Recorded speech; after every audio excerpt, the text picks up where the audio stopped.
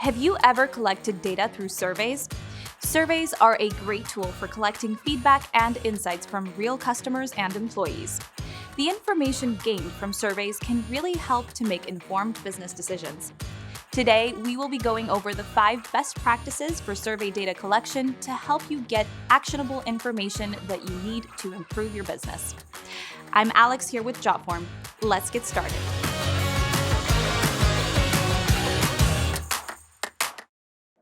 Our first best practice is to ask your questions to the right audience.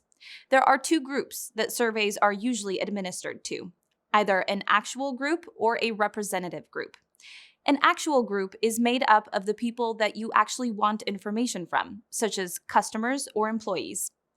A representative group is made up of people who fit the criteria of the intended audience.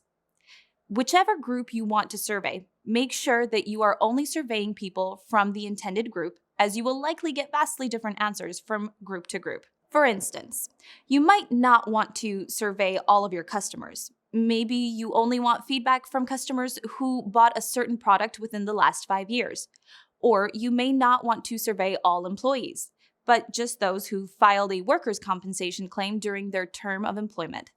Either way, it's important to understand who you want feedback from so that your data will be valuable to you.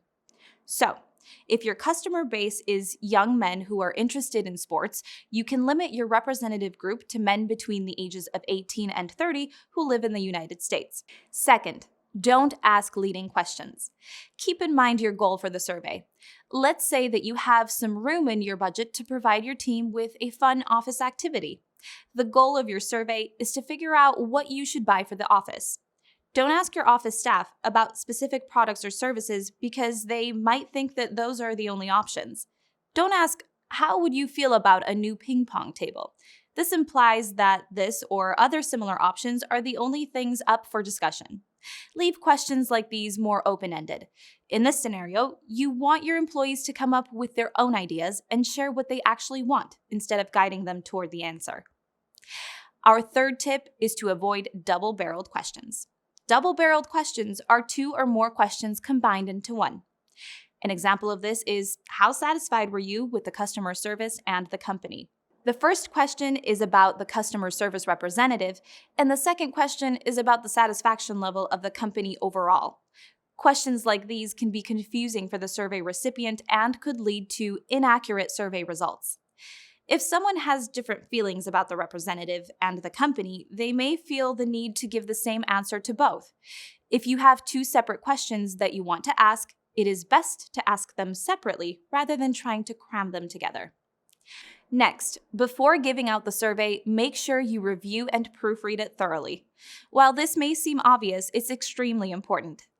After making the survey, make sure that instructions are clear, all intended questions have been included, all answer choices match the corresponding question, and there are no grammar or spelling errors.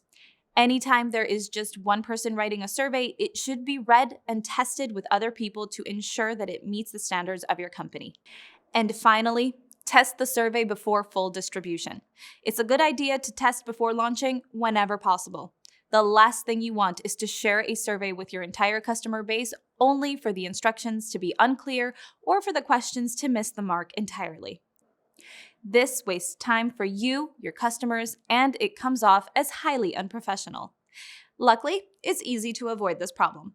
Send the survey to a small group of people in your representative group or target audience, review their responses, and have them get back to you with any issues they may have had with completing the survey. Then you can make final corrections before sending out the final version of the survey. Okay, let's review the 5 best practices one more time. Make sure that you are sending your survey to the right audience. Don't ask any leading questions. Let your recipients come up with their own responses. Avoid double-barreled questions as they can be unclear and confusing. Review and proofread your survey thoroughly before sending it out, and test your survey before full distribution. Utilizing these survey strategies will help you to create efficient surveys and collect more valuable data. Once you understand these principles, it's easy to create your survey. Luckily, Jotform has several easy-to-use survey templates, so you can make a survey that's both effective and stylish. Thank you so much for watching today. I'm Alex here with Jotform. Have a good one.